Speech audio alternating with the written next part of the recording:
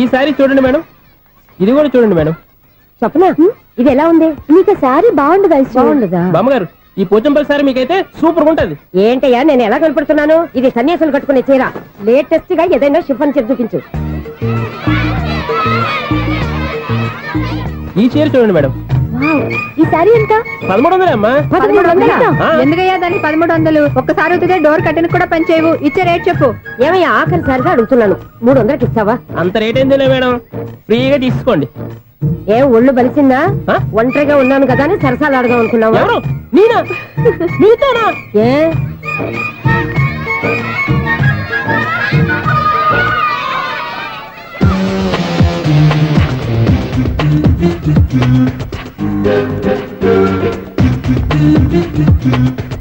ఈ సారీ చూడండి మేడం. ఈ చీర చూడు బాగుంది కదా.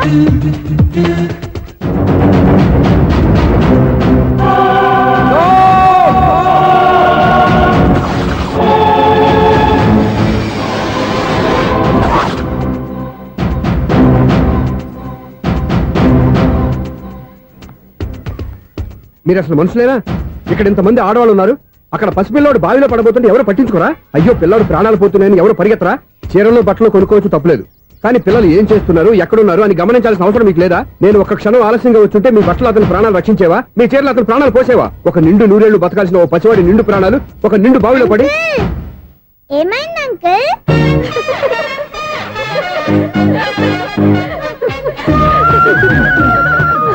అయ్యో బాబు, అది క్లోజ్డ్ బావి, వాస్తు కోసం అలా ఉంచాం. అది క్లోజ్డ్ బావి అయి ఉండొచ్చు, కానీ సపోజ్ అది ఓపెన్ బావి అయి ఉంటే, అదే డెప్త్ బావి అయి ఉంటే, ఆ పిల్లాడు కెవ్వును అరిచి లోపల పడిపోయి ఉంటే.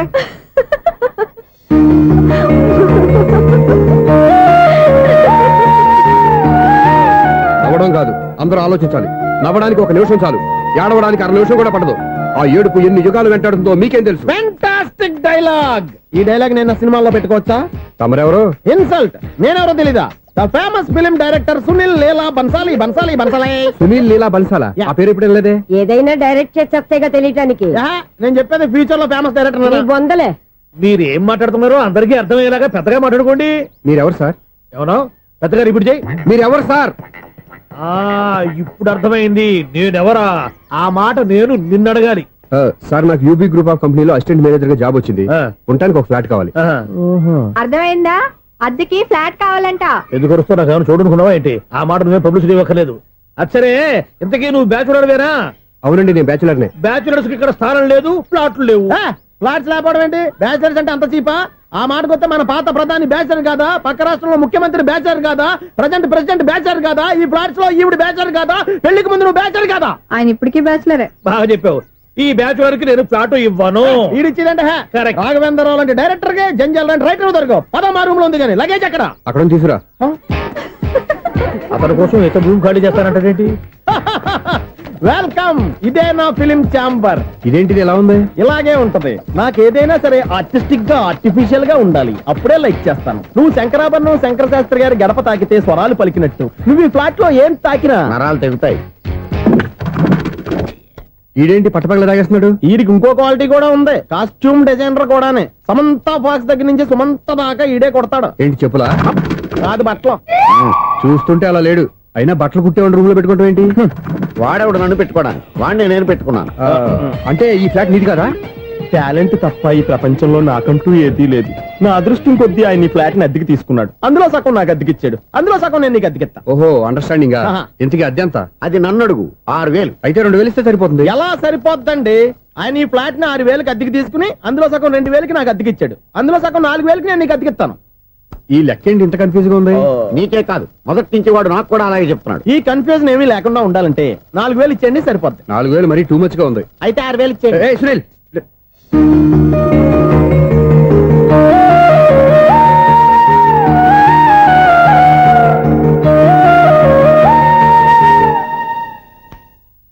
చీకటి పడిందంటే ఊళ్ళో లైట్లు అన్ని వెలిగితే నా కంటిలో లైట్లు ఆరిపోతాయి. నా కర్మ కొద్దీ ఈ వాచ్మెన్ ఉద్యోగం తప్ప వేరే ఏవి దొరకలేదు. రేచీకటి అని చెప్పారనుకో, ఉన్న ఉద్యోగం పోయి బతికే చీకటి అయిపోద్ది. అసలు ఇంతకీ లైట్ వెలుగుతుందా లేదా? అబ్బా, చెయ్యి కాలితే కాలింది, బలుబు వెలుగుతుందని మాత్రం తెలిసింది. అమ్మో, ఈ బలుబు ఉంటే చాలా డేంజర్. ఎవడెళ్తున్నాడో ఎవడొస్తున్నాడో తెలియదు. ఈ బలి వారిపోతే ఎవరు అని అడగొచ్చు. చిన్నప్పుడు ఎప్పుడో కృష్ణాష్టమి కొట్టాను ఉట్టి, ఇక్కడ ప్రతి రాత్రి కొట్టాల్సి వస్తుంది. జై సూపర్ స్టార్ కృష్ణ. ఏంటి చెడు చప్పుడు లేకుండా లేట్ అయిపోయింది. అమ్మయ్య, ఇప్పుడు ఏదో వచ్చినా పర్లేదు. ఏంటయ్యా సడన్ గా బలుపు అయిపోయిందేంటి? వచ్చేసారా సెక్రటరీ గారా? ఆ, బలువు ఆరిపోలేదండి, పగిలిపోయింది. ఏంటో చీకట్లో సరిగ్గా వినిపించట. చీకటికి వినపడడానికి సంబంధం ఏంటండి బాబు? కాదులే, కొంచెం బాడీ వీక్ గా ఉంది, కాస్త పెద్దగా చెప్పు. బల్బు హై వోల్టేజ్ వాళ్ళు పగిలిపోయిందండి. ఎంత హై వోల్టేజ్ అయితే మాత్రం రోజు ఇక్కడ ఈ బల్బే పోవాలా? అదేదో ఎలక్ట్రీషియన్ అడగ వాచ్మెన్ నన్ను అడుగుతారేటి? సరే సర్లే, చీకట్లో నీకేం ఇబ్బంది లేదుగా? ఈ టైంలో వెళ్తుల్లో ఉండడం ఇబ్బంది.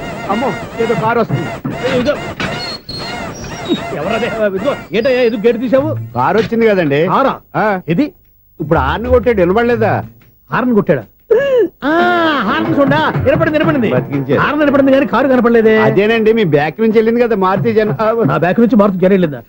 ఎర్ర మారుతు జన కదా. కరెక్టే. అమ్మో, మన చెవితో పాటు అవి కూడా ఎఫెక్ట్ అయిందా? ఏం కొంపదీసి. ఓ నాయనో. ఆహా, లవర్ బాయ్ ఎంటర్ అయ్యాడు. లవర్ బాయ్ ఎంటర్ అయ్యాడా? ఆడియో అదిరిపోద్ది. ఆడియో కాదు, వీడియో కూడా. అది నాకెందుకు? ఒక దేవత వెలసింది నా కోసమే, ఈ ముంగిట నిలిచింది మధుమాసమే, సంధ్యాకాంతుల్లో నా శ్రావణిలా సాంగ్ భలే ఉంది కదండి. ఇదేంటయ్యా సాంగ్ లేకుండానే డాన్స్ చేస్తున్నారా? ఎన్నో జన్మల్లోని పున్నమిలా శ్రీరస్తంటూ నాతో అందిలా నిన్ను ప్రేమిస్తానని, ఒక దేవత వెలసింది నా కోసమే, ఈ ముంగిట నిలిచింది మధుమాసమే. ఈడి ముసల వయసులో ఈ ఇసాత గీతాలు, ఫ్లాష్ బ్యాక్, నెగిటివ్ కటింగ్ వేసుకుంటాం ఏంట్రా బాబు? భగవంతుడా, ఈడు పాజిటివ్ మేము చూసేదాకా మాత్రం ఈయన బతికించవా? దేవుడా, ఇదేం ట్రాఫిక్, ఇదేం రోడ్లు, చార్జం పెట్ట, అదేం దుక్కుడు. ముసలా చావడానికి నా కారు దొరికిందా? నేను చావడానికి చాలా టైం ఉంటుంది, వెళ్ళు. ఏడికే ఉంది పెద్ద కారు. ఎప్పుడు చదువుతాను అయ్యో బాబోయ్.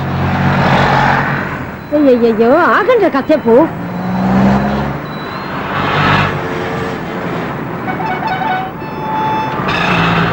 అమ్మయ్యా, గల్లం గట్టెక్కి పిండం బయటపడింది. ఒకప్పుడు ఈ రోడ్డు మీద సైకిల్ కూడా కనపడేది కాదు. మళ్ళీ ఈ రోడ్డు దాటి వెళ్తూ నా వల్ల కాదు. ఎందుకు కాదు? చిటికేసే లోపల రోడ్డు దాటించేస్తాను. అబ్బా, ట్రాఫిక్ ఎక్కువ ఉంది కదా. అది అలాగే ఉంటుందిలే. నీకెందుకు? 2 నిమిషాల్లో ఇటు నుంచి దాటించేస్తాను కదా. ఒరే, ఆగరా. ఆగను. అబ్బా, నా మాట వినరా. వినను. నువ్వేమైనా సీతయ్యవా? కాదు, నా పేరు సూర్య. మరి సీతయ్య ఎవడి మాట వినడంటారే? ఆయన బ్లడ్ గ్రూప్ పేర్లే. వద్దరా నువ్వు. నువ్వు అరమ్మక. ఒరే, ఒరే, హే, దింపరా నన్ను. ఐ, చెప్తే వినరా. ఒరే, దింపరా. అమ్మా. హ్యాపీనా? నువ్వు ఉండయ్యా బాబు, నాకు ఆయాసం వస్తావు. పర్వాలేదు, నాకేం ఆయాసం లేదు. మీరేం థ్యాంక్స్ చెప్పక్కర్లేదు. ఏమండి, బామ్మగారు పాపం రోడ్డు క్రాస్ చేయడానికి ఇబ్బంది పడుతుంటే నేనే అటు నుంచి ఇటు తీసుకొచ్చాను. అమ్మో. మనంతా helping nature, helping tendency. Okay, bye బామ్మగారు. Bye bye. ఓరి వీడి దుంప దగ్గ నన్ను నిలువున ముంచాడు కదే. ఏమైంది ఐసు, ఎందుకు ఏడుస్తున్నావు? ఏమైంది ఏమిటి? ఎంతో కష్టపడి ప్రాణానికి తగ్గించి రోడ్డు దాటితే ఏదో పెద్ద హెల్ప్ చేస్తున్నట్టు నన్ను ఎత్తుకొని మళ్ళీ తీసుకొచ్చి ఇక్కడ పడేసి హెల్పింగ్ హ్యాపీ అనా టాటా బై బై అని చెప్పి వెళ్ళిపోతున్నాడు. అయ్య బాబాయ్, ఇంత ట్రాఫిక్ లో మళ్ళీ ఎలాగే నేను రోడ్డు దాటేది? ఐసు, నువ్వేం బాధపడకు, రోడ్ నేను దాటిస్తాను కదా. హలో, మన అపార్ట్మెంట్స్ లో అందరికీ మైక్ టెస్టింగ్. 1 2 3 4. ఏంటయ్యా అప్పుడే మొదలు పెట్టావా పాటలు? పాటలు కూడా పాడుతున్నాడండి, మైక్ టెస్టింగ్ చేస్తున్నాం ఇక్కడ. అదే అడుగుతున్నాను, ఇప్పుడు పాటలు అవసరమా అని. అరే, మళ్ళీ పాటలు అంటారు. ఆ చెవిటోళ్ళు కానీ చెప్పచ్చు, కానీ మీకు చెప్పడం కష్టంగా ఉంది. సర్లే. ఇది ఆమె. ఆ మామిడాకులు తీసుకెళ్ళి మండపానికి కట్టు. రే, వాడు చేసే పని వదిలిపెట్టి వేరే పని చెబుతావేంటి? ఇదిగో ఆ మామిడి ఒకరు మంటపానికి కట్టు. ఏం చెప్పింది కూడా అదే. నువ్వు అదే చెప్పావా? ఆ. ఏదన్నా చెప్తే సెక్రటరీ ఏం చెప్పాలి? నువ్వుగా చెప్పేది. రే, ఆ. నువ్వే బయటికి వెళ్ళి సాయంత్రం 7 గంటలకల్లా హరిదాసు తీసుకురావాలి. పగలు ఎన్ని పనులన్నా చెప్పండి, అంతే. 6 తర్వాత చేయను. ఎందుకని? గేట్ దగ్గర ఎవరు ఉంటారు? అది ఎవరన్నా పట్టుపోతే? అంటే నువ్వు గేటు కాపురం ఉన్నావా, అపార్ట్మెంట్ కాపురం ఉన్నావా? అది కాదు.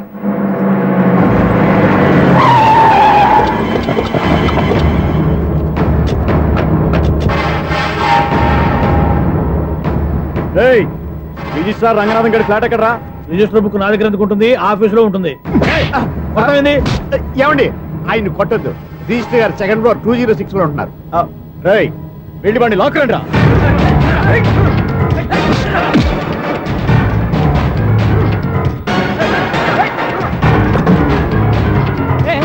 ఎవరు వీళ్ళు? పదరా బయటికి.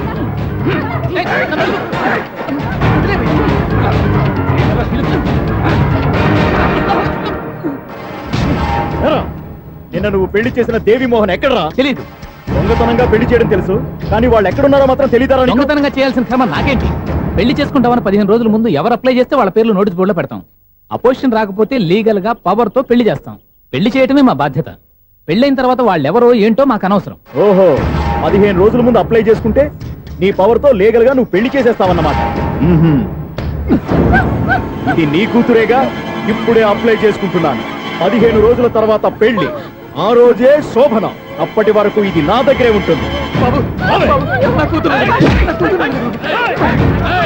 ఎవరైనా అడుగు ముందుకేస్తే తలకాయలు పుస్తకాలు లేచిపోతాయి.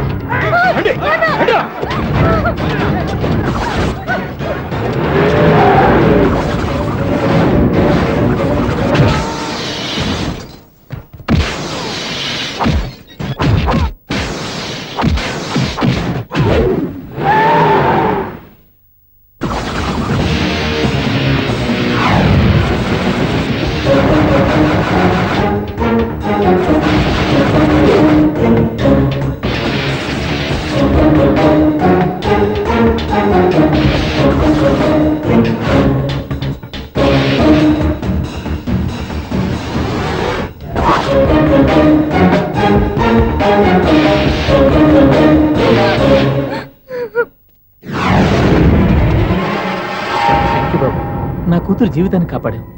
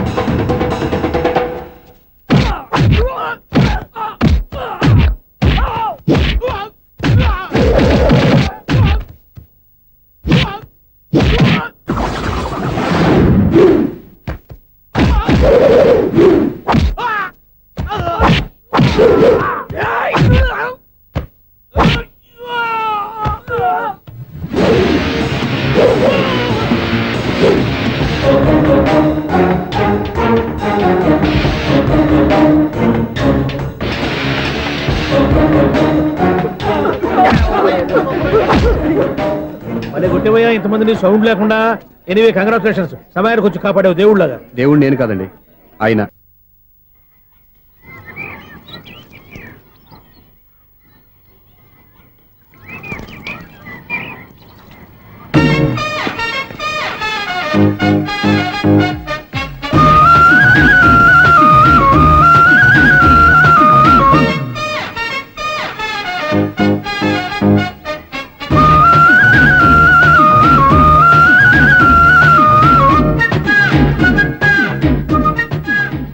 వీడేంటి ఆరేసిన బట్టలు ఎగరేసుకుపోయే వాళ్ళ దొంగ మొహం వేసుకుని చూస్తున్నాడు. వీడు చూపి కరెక్ట్ గా లేదే. అలా చూడొద్దే. ఏ కళ్ళు పోతాయా? లేదు, ఆ పిల్ల తీసేస్తది. ఏయ్, ఎంతో మంది లవర్స్ కి ధైర్యం చెప్పి హెల్ప్ చేసిన వాడివి, నన్ను భయపడతావేంటి? నేను లవ్ కి హెల్ప్ చేసి ఇవ్వండి, కానీ లవ్ అంటే ఈ పిల్లకే కాదు, వీళ్ళ ఫ్యామిలీ మొత్తానికి ఎలర్జీ. తోలు తీసేస్తారు చేస్తా. Sir money order. అదిగో చూడు, నేను చెప్తే నమ్మవు కదా, ఇప్పుడు నీకే అర్థమైపోద్ది. సార్ మనీ ఆర్డర్ వచ్చింది, మళ్ళీ వెనక్కి పంపించమంటారా? అడగాల్సిన అవసరం లేదు. రిజిస్టర్ లెటర్ ఉంది, ఇక్కడ సంతకం పెట్టండి.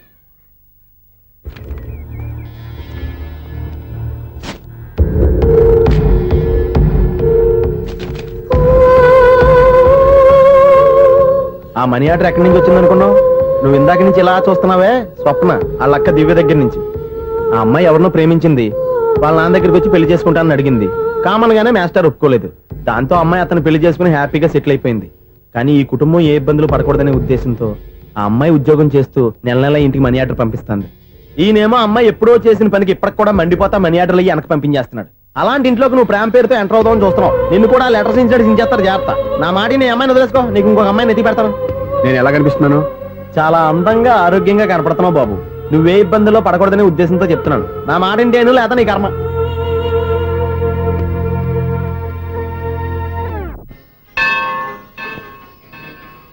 ఐసు కాసేపు కూర్చుంటావా? నేను నవగ్రహ ప్రదక్షిణాలు చేసేస్తాను. కూర్చోవడం దేనికి? ఈ మెట్లన్నీ నేను దిగేసరికి ఎక్స్క్యూజ్ మీ, 17D బస్ వెళ్ళిపోయిందండి. ఇక్కడ ఎల్లో చూడిదార్ వేసుకుని ఒక పెద్ద ఫిగర్ లా ఫీల్ అయిపోతుంటది, అది ఉందా? లేదు సార్. అయితే బస్ కూడా వెళ్ళిపోయింది. ఏరా రోజు మా చెల్లిని టీస్ చేసి ఏడిపించేది నువ్వే కదరా?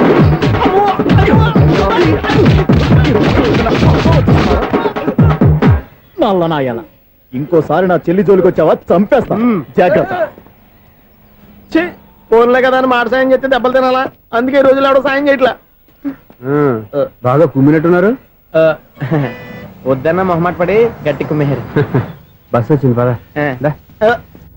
చిల్లర ఉన్న వాళ్ళే ఎక్కండి, చిల్లర ఉన్న వాళ్ళే ఎక్కండి. నీ దగ్గర ఉందా? లేకగా మరి లేకుండా నువ్వెందుకు ఎక్కావు? దిగా. Right right. నువ్వు ఉండే ఈయంతో గొడవ ఏంటి? అభిడ్స్ టికెట్లు ఇవ్వండి.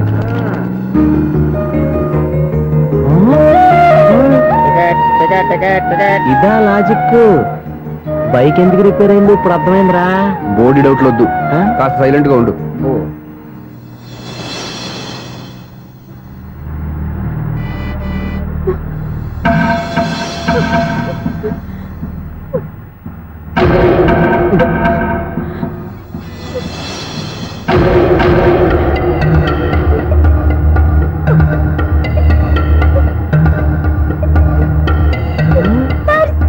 అయ్యో నా పర్స్ పోయింది, నా పర్స్ పోయింది.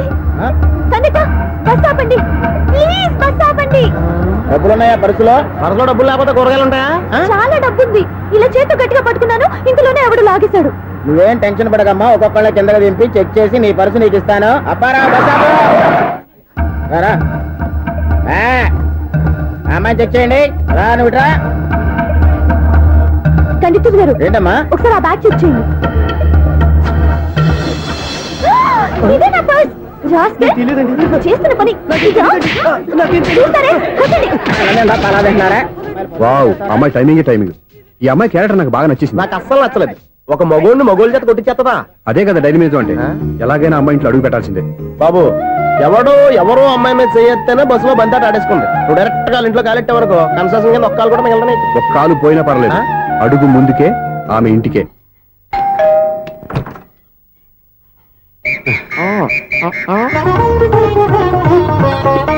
ఏంటి తాంబూలం దేనికి?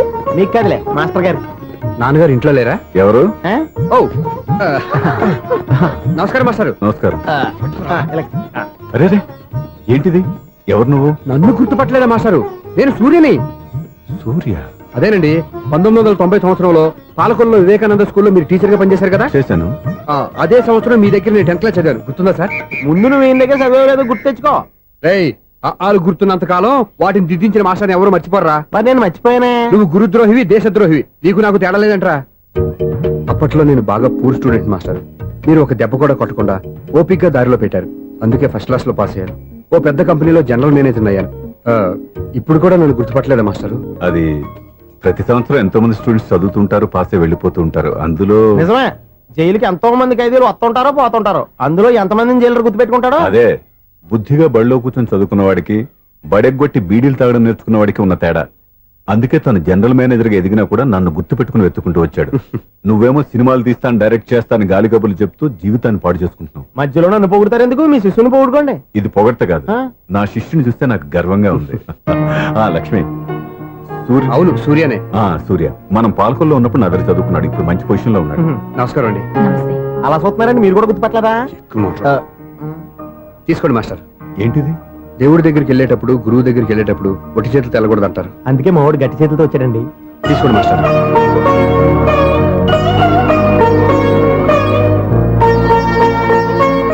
ఏంటండి ఇది? గంపెడు పూల కంటే భక్తితో ఇచ్చే ఓ గడ్డి పువ్వు గొప్పది. నువ్వు ప్రేమతో ఇచ్చిన ఈ ₹1 నాకు ₹1,00,00,000 సమానం. స్వప్న, లోపల పెట్టమ్మా. ఈ పూలు మీరు పెట్టుకోండి.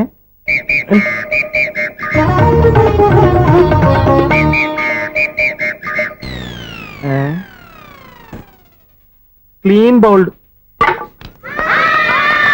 అంటే బయలుదేరా ప్లేయర్ ఏంట్రా ప్రతివాడు పెద్ద సచిన్ తెండూల్కరే. ఎన్నో ఏండ్లు గతించిపోయినవి. ఇదిగోనయ్యా బల్బు, ఇదన్నా కొంతకాలం ఉంచుతావా, రాత్రిగా పగల కొడతావా? అంత కరెక్ట్ గా ఎలా చెప్పారు సార్? రోజు ఉండే బ్రేకింగ్ ఇది. నేనేమన్నా కొత్త విషయం చెప్పానా? ఎలా చెప్పమంటారు సార్? మనుషులు ఎవరు వేలు బతుకుతలేదు, ఏమన్నా అంటున్నా సార్? అక్కడ ఉన్నట్టుంటాను. ఏమంటావు? అదే ఎప్పుడు వెలుగుతో ఎప్పుడు మాడిపోతే ఎలా చెప్పగలను సార్? అందుకే కదా నేను నోరు తెరిచి ఆశ్చర్యపోయేది. సరే గాని రోజుకో బల్బు ఎందుకు బయటపోతుందంట? చెప్పాను కదా ఎన్నిసార్లు చెప్పను. ఏంటి ఆ మాట ఎదురు చెప్పు. High voltage problem sir. ఆ మాట మెల్లగా కూడా చెప్పొచ్చాయా? హై వోల్టేజ్ అయితే ట్రాన్స్ఫార్మర్ పోవాలి, ఫ్యూజ్ పోవాలి, కానీ బల్బు ఎందుకు పోతుంది? అంటే కృష్ణాష్టమి రోజు ఉట్టి పగలు కొట్టినట్టు నేనే పగలు కొట్టేస్తున్నాను అంటారు.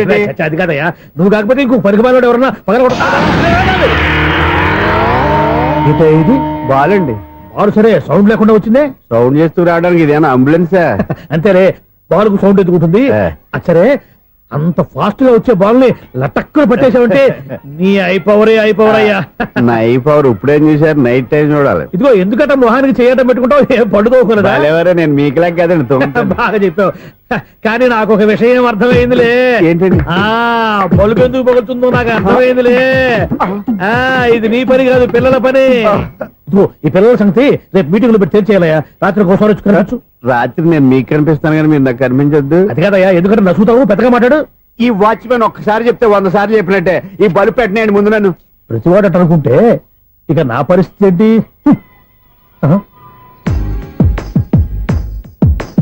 కన్నుల భాషలు తెలియవులే, కన్నెల మనసులు ఎరుగములే. ఒకవైపు చూపి మరువైపు దాచగ అద్దాల మనసు కాదులే. చేతులు సంద్రాన్ని మూయలేవులే, ఇది అద్దాల మనసు కాదులే. చేతులు సంద్రాన్ని మూయలేవులే. గాలి వీచి ఆకురాలిన కొమ్మ గురుతులు చెరగవులే. దెబ్బలెన్ని తిన్నగాని మనసు మాత్రం మారదులే. ఒక పరి మగువా చూడగనే కలిగే జగతను ఎరుగదులే. అనుదినము ఇక తప్పించే యువకుల మనసులు తెలియవులే. సౌండ్ లేకుండా చూసుకున్న చాలు, ఇక దయచేయండి. అరే జావో నాజీ, ఊరికే చూసుకోకపోతే ఏదైనా ఒక పాట పాడుకోవచ్చు కదా.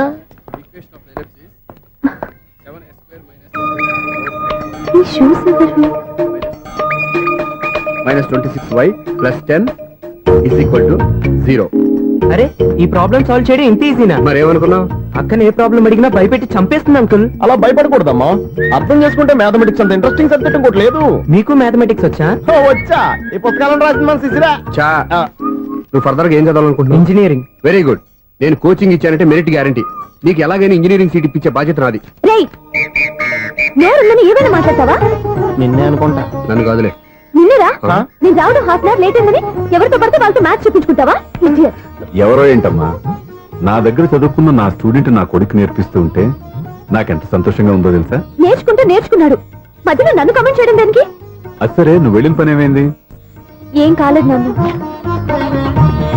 స్వప్న, ఈ కాఫీ తీసుకెళ్ళి వాళ్ళకి ఇవ్వమ్మా. ఇంకే మర్యాద లోటు లేకుండా జరుగుతుంది అనమాట. ఏమైంది? ఏమైందేంటి? అతను ఎవరో ఏంటో పూర్తిగా తెలుసుకోకుండా గడుపులోకి ఎందుకు రానివ్వాలి?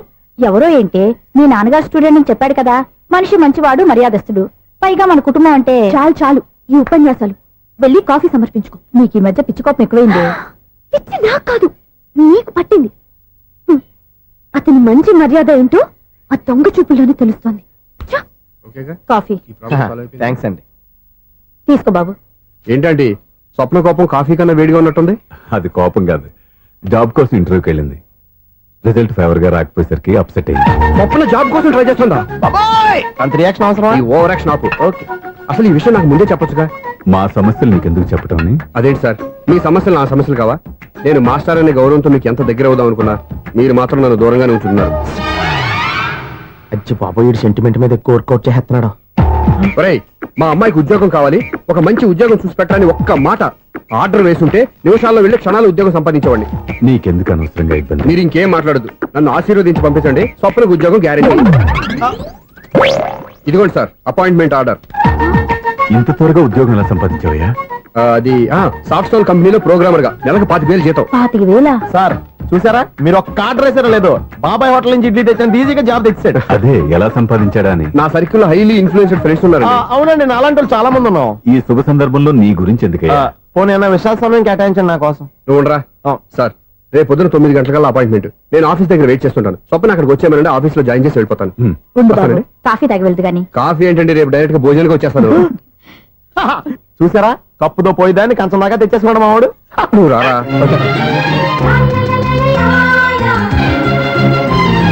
రోజావే చిన్ని రోజావే రాగాలే రూవే రోజావే నాలో కదిలే ప్రాణాలే ఒక్క పాటై నిన్నే చేరాలి. నాలో కదిలే ప్రాణాలే ఒక్క పాటై నిన్నే చేరాలి.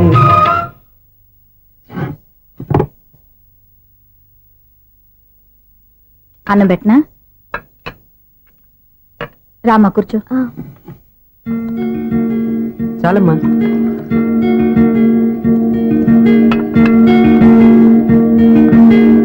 నాన్నా, ఏంటమ్మా?